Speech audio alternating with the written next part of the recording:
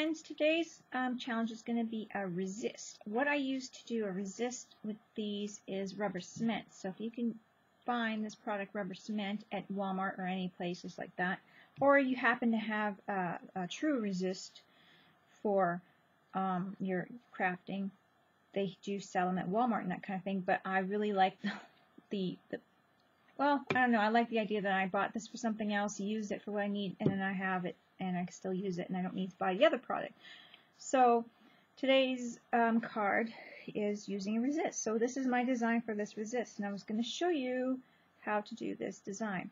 I use some inks from Stampin' Up, several different colors, and I have a couple of stamps. I have 1 1/4 inch stamp from Stampin' Up, and I have this one here, which I think is like 1 inch, or I don't know.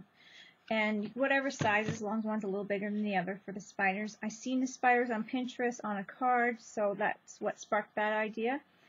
And yeah, so here we go. We're going to grab our card. I'm going to grab my, I'm going to try and go up a bit here so I'm not so close.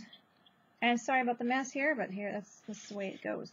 My Elmer's glue, and you want to get the stream of it, and I can't really show you. It's just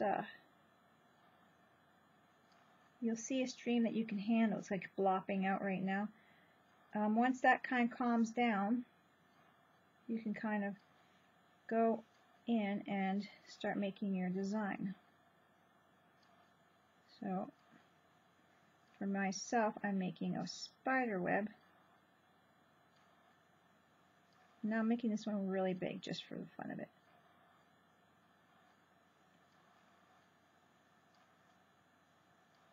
So you can wait till the drip stops to start over, where I just haven't, I just kept going. And now it's stopped, it's going again. Kind of control your flow. You know you're watching it. And then you touch it with another piece of rubber cement on the paper, and you can kind of pull it along. If you go slow enough, it's not going to go too thin. You can kind of learn how to control it, so you take a few times maybe. And now I'm going to keep going with this string and do something like that. Make it a little thicker. This little string that's off to the side here. I'm really going wonky with it to see how it works this time. Before I just went straight down. And there we go. I use my heat tool. I know it's kind of hard to see that, and maybe if I do one at an angle, that might be better. So let's try this angle shot here, guys. A little up. Hopefully you guys can see this mess over here. Here is the, see how blobby it is when you first take it out? Oops, see, I'm going over it. I'm looking at the camera and I'm not looking at my blob. Anyways, you open it up and there's quite a blob there. You get to the stream that you think you can handle, getting it at the right angle of the brush. I'm kind of holding it like an angle here.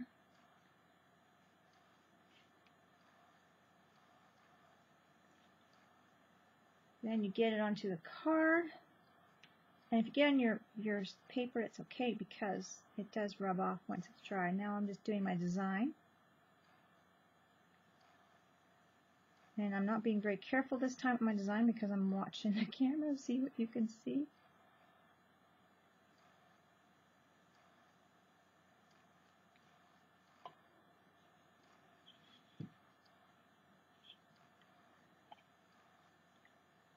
Okay. I know you guys are still on, and I moved the whole camera thing, so I'm trying to get so you can see. This one is just for you guys to see the angle of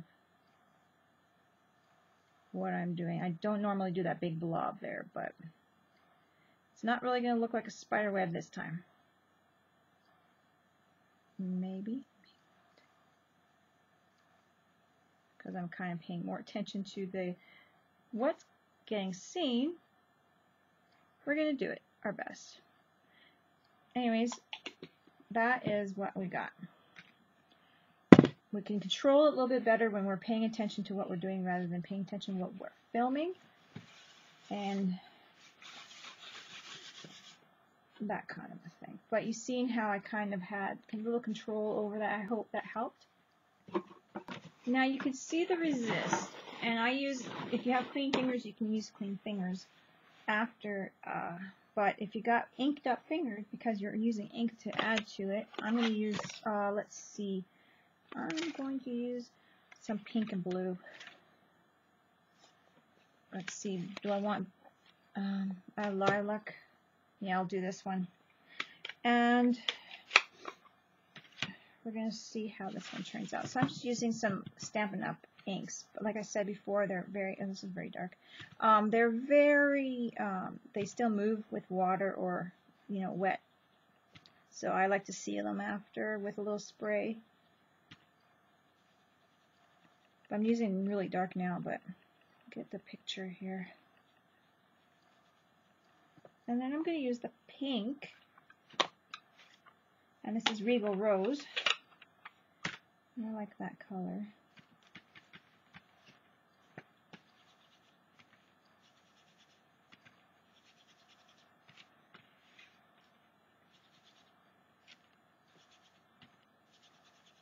And you can use whatever colors you want. You can use a bunch of them. You can watercolor over this. You can even do some light acrylic over it. If you do it too heavy, it might be harder to remove the resist after. It might be awkward, but you can play with it and see what you can get away with. I think that would be neat. So there is that. See, I have some other colors and brushes here that I might just be able to fool around with. Cause some neat color where it meets. And then I like to do a little bit of inking before too, so I'm going to go like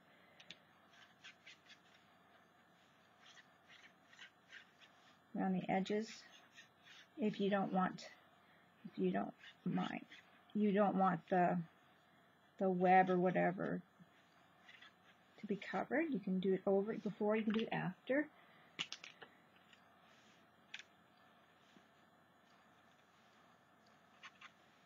So there we go.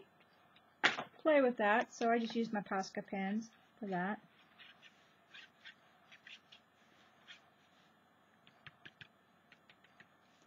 A few little dots here and there. Now I grab my clean paper towel. This is a shop towel that I use. I'm going to do a dab of heat on there so I don't spread the Copic around, or the Posca pen around.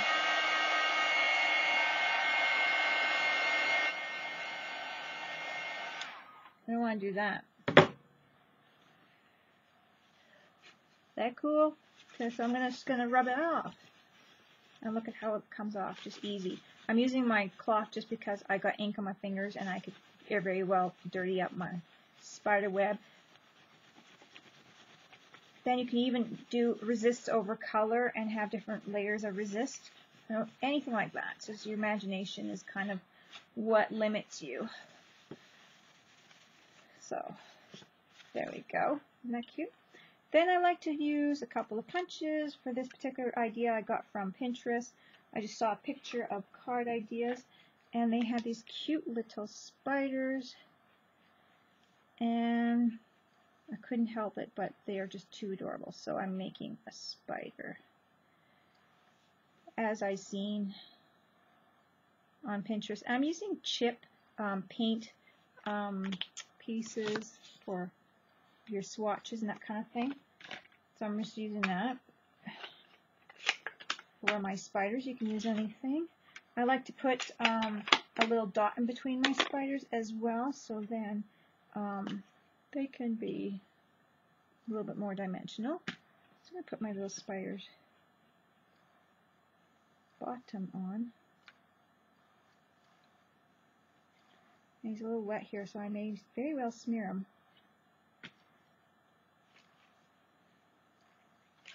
And these pop dots, which are really, really nice. I like them. Actually, I got one over here.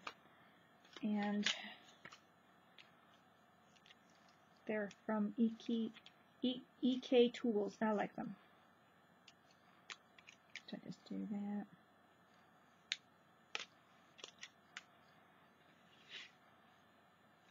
throw my little spider on there.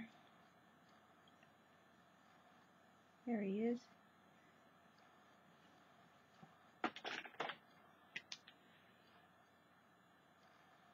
You can use Google Eyes too, that would be really cute. And I'm just going to color in some of his eyes with my Posca pen. And you can't see, too high up, jeepers.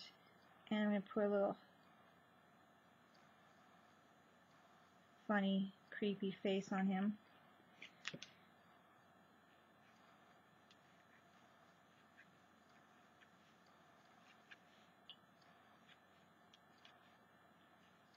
There we go.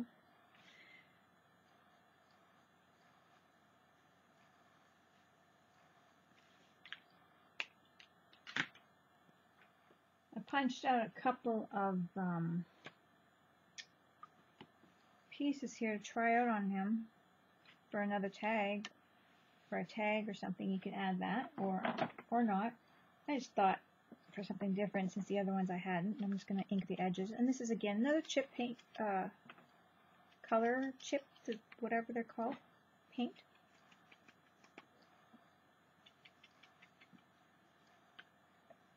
And then I can just put my stamp on there that I liked. Which one was that one?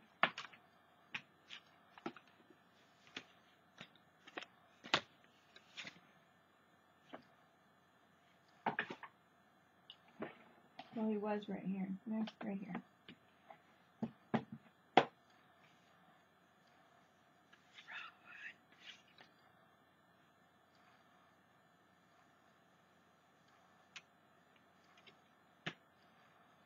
There we go. We could do something like that. But that is my guy. You can even just stamp something directly on there.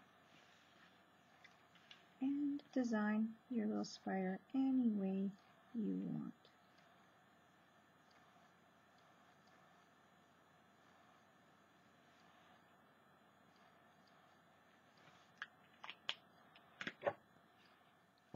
So these are my fun cards I made with the resist that I thought would be really fun to do as a challenge.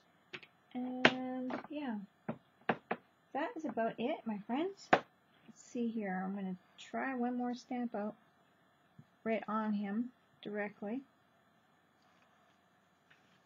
Not bad. But just play around with it and see what you like. So there it is. So you can have a little Halloween party for kids or friends just to come over for some dinner, whatever, and just have cute little invitations. But I thought this card would be really cute to try a resist on and fun because the spider web is probably one of the easier designs to do. So give it a try. Don't forget to craft like a duck. I hope you guys liked this video. And yeah, have fun with it. Bye guys.